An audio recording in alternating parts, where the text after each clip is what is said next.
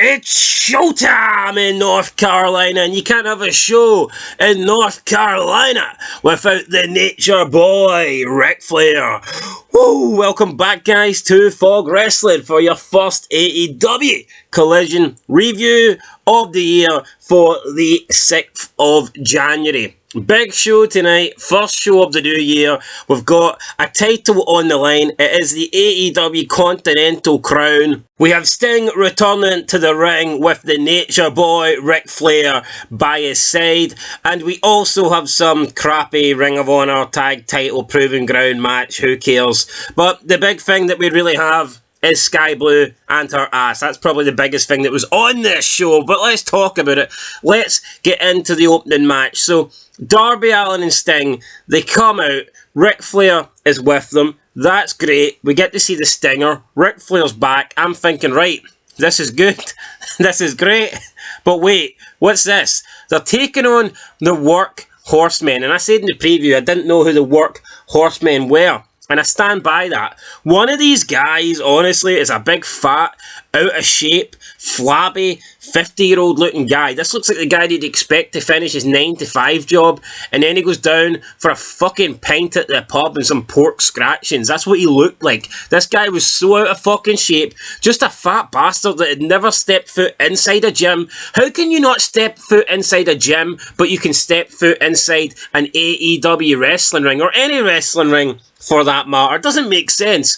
I buried these guys in the preview without knowing who they were, and then when you see them in person, I really wish I didn't know who they were. The Workhorsemen, what a fucking joke. Can you not give Sting something better than this? Is this the best they've got for Sting, taking on this big, massive, fat guy? I mean, seriously, come on. What were they thinking? What were they doing? Why? Why? Look at this guy. This looks like a fucking throwaway guy from like the 70s that Hulk Hogan would squash. This would be like one of Hulk Hogan's 10 opponents for the night. Just some guy that comes in, eats a body slam, then, I don't know, gets a free meal for his pay. I just don't understand why this guy's on national television. I don't know why this guy's getting to share a ring with Sting. It does not make any sense. They attack Sting and Darby Allin before the match. Ric Flair gets a chop in. Woo! Sting gets thrown into the barricade. In the end, Sting, Darby Allin, they come back.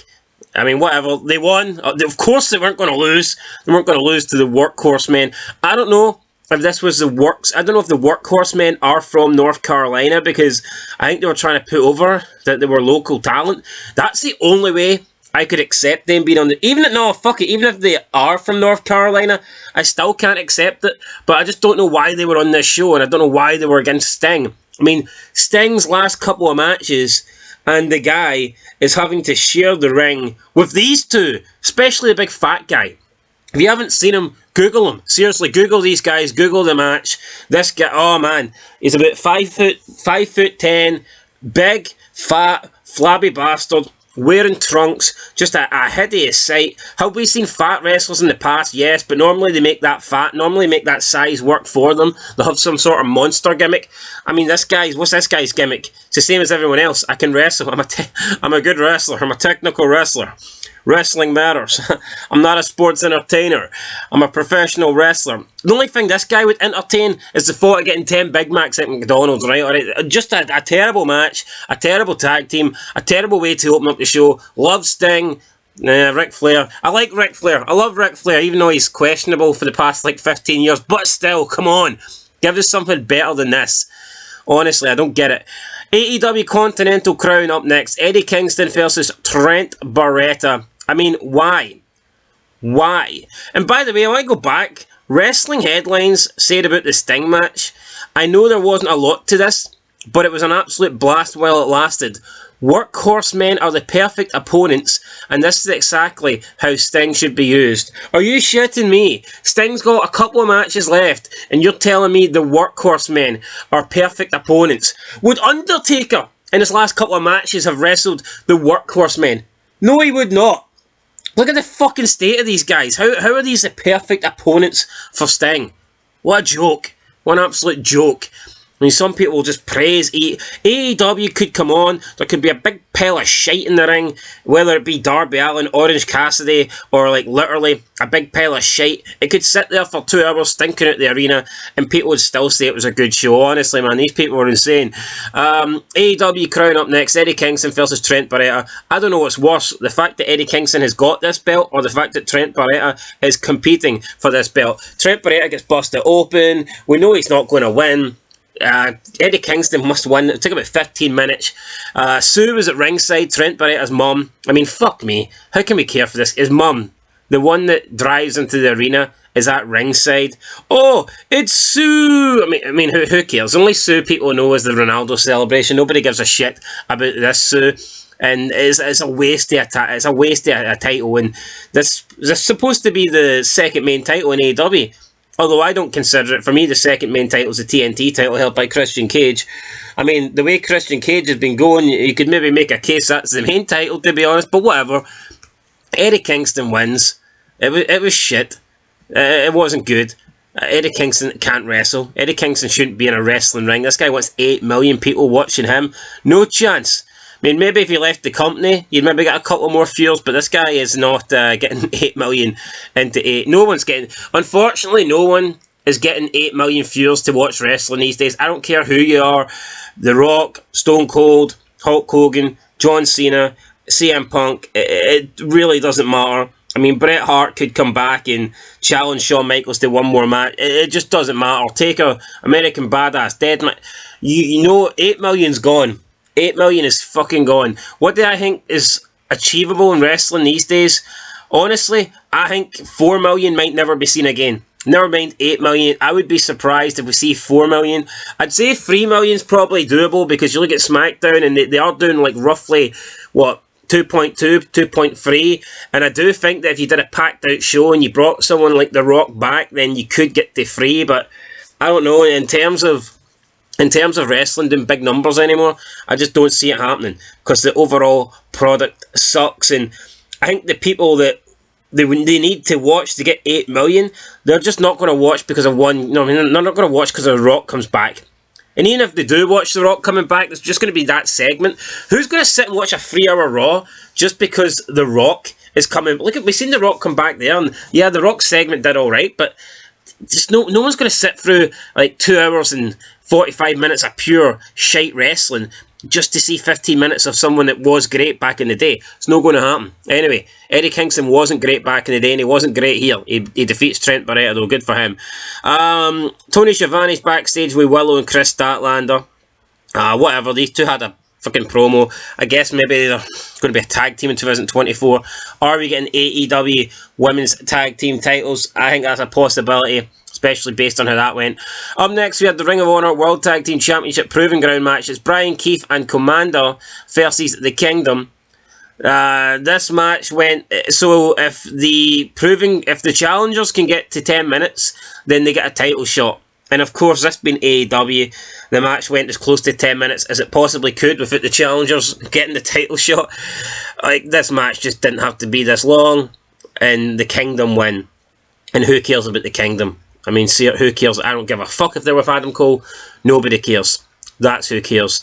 Bullet Club Gold are with Renee, and the Acclaimed get here, and then they have a bit of a shoving match. They're shouting at each other, and that's it, really. They're all arguing who's going to be the top faction in AEW. There's way too many factions in AEW, to the point where they're all just irrelevant.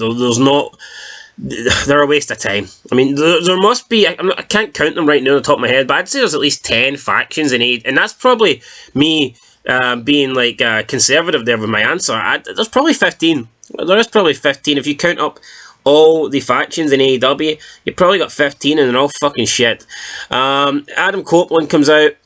He says that he's not more talented than Christian. He just works harder, and I guess Christian's the guy that outworks everyone, so he outworks everyone apart from Adam Copeland, apparently. Adam Copeland says he wants a fight tonight, so he's going to give someone an opportunity. Maria Kanellis comes out with Griff Garrison and Cole Carter. Edge says, look, I respect you, kid, but honestly, this is too big a step up for you. Garrison slaps Edge, and Edge is like, you know what? I like you even more now. And then we get the match. So it's Cole. It's Garrison versus Adam Cole. We get the match. Again, went too long. This went about 8 minutes. Why is this Garrison guy going 8 minutes with Edge? I don't care if Edge is putting him over. This guy has done nothing, okay? He's only known in AEW for teaming up with the other guy now, who is Brian Pillman Jr.'s son. And since then, this guy's barely been seen, but he can go 8 minutes with Edge. It just doesn't make any sense. It does not make any fucking sense. This match should have been about 2-3 minutes, but no. Edge wins, took him 8 minutes. Then we got the other guy coming in, Ric Flair. No, Edge hit a spear on him, and that was that. Then backstage, we go with Sting, Ric Flair, Darby Allin. They cut a promo, Sting and Flair. Sting and Flair, I mean, if you've seen this promo, it's not a surprise, but it's so fucking obvious that Darby Allin just does not deserve to be on the same screen as these guys. Ric Flair and Sting are going off the cuff. They're cutting this promo. They're getting hyped. They're getting fucking motivated. You know, they're screaming. They're shouting. They're wooing. It's showtime. Whoa. Showtime. Whoa. And you've just got Darby Allin, who's standing there out of place. Just doesn't belong there, doesn't deserve to be there, shouldn't be there. You've got two bona fide legends, okay? No matter what you think of Sting and Ric Flair, and I'll be honest, I do think Sting is overrated. But he's a fucking legend, alright? And I'm not going to deny that. The guy's a legend.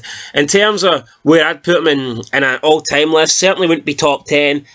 Don't think it'd be top 20, but he's probably not long after that. You know, he's probably somewhere between... He's definitely in the top 50 of all time, alright? Darby Allin will not be... When it's all said and done, this guy won't be in the top 5,000, and I genuinely mean that, man. There's so... I cannot... There's not many people... if I just think of WWE alone, and I think the entire roster since I've been watching wrestling, which is like 96. Since 96, I'm looking at the entire roster, and I don't think there's a handful of people maybe that I think were worse than Darby Allin, and that's fucking generous. Maybe like 2 or 3 people, and I can't even think of them off the top of my head. Darby Allin's standing here next to, and he knows. I mean, he's not even saying anything because he knows he doesn't belong here. He knows he's gonna fuck it up. You've got Sting and Flair being great. And then you got Darby Allin standing there looking like shit. It is what it is. I enjoyed the promo for Sting and Flair, but why does Darby even need to be here? Why?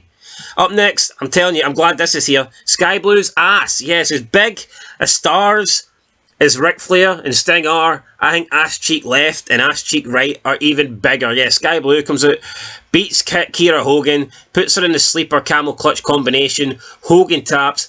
I like Sky Blue, I'm not going to lie. I like her because she's hot. I like her because she's got a big fat ass, and that's pretty much it now. I know they've tried to do stuff with her over the past like month or two with the whole Julia Hart thing. She's coming out looking a little bit darker, but every week she comes out with a different attire, a different appearance. Sometimes she comes out and you think it's like the old Sky Blue or the normal Sky Blue. Then sometimes she'll come out and she's cosplaying. Like she was cosplaying like Scooby-Doo there for a while. And then sometimes she'll come out and she'll be like more dark and alternative and shit like this. And it's like, I don't know if they're doing this on purpose to try and...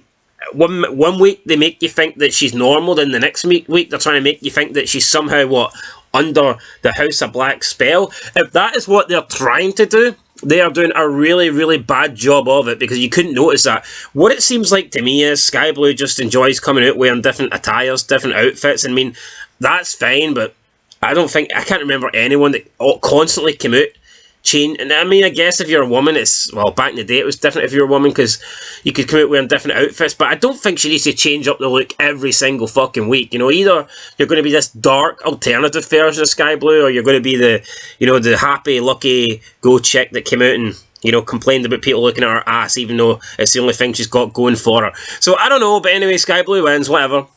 I like Sky Blue. I'm attracted to Sky Blue, so I'm not going to complain with Sky Blue on my TV screen.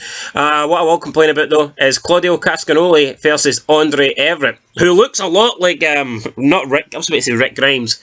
Who's the guy from NXT that got called up to SmackDown? Grimes? Rick Grimes is the guy from The Walking Dead. Cameron Grimes, that's it, Cameron Grimes. Yeah, Andrew Everett looks a lot like Cameron Grimes, I think, but probably a bit shorter. Class Deal wins. Just a throwaway match here. I think we all knew that Castagnoli was going to win. He challenges Hangman to a fight on Wednesday. Renee's in the back with Big Bill and Starks. They challenge Les Six Gods to a title match next Saturday at Battle of the Belts. And then main event time, House of Black versus FTR. I don't like FTR. I'll never like FTR. They come out with a shitty theme. Dax Harwood's family is at ringside. Then House of Black come out. I'm not a big fan of the House of Black, but at least they've got a pretty cool appearance when they come out. Their entrance is pretty good, and I'll give them that. It's different, you know. They're not like they don't look like everybody else on the roster. I do like their entrance. I mean, I'm not a big fan of the people in the group, but I mean, it's a gimmick. It's a stable, I guess. It's a faction with something different. It's not like all the other factions that are the same. At least this faction's got some sort of like weird cult goth shit thing going. They don't really do anything with it though.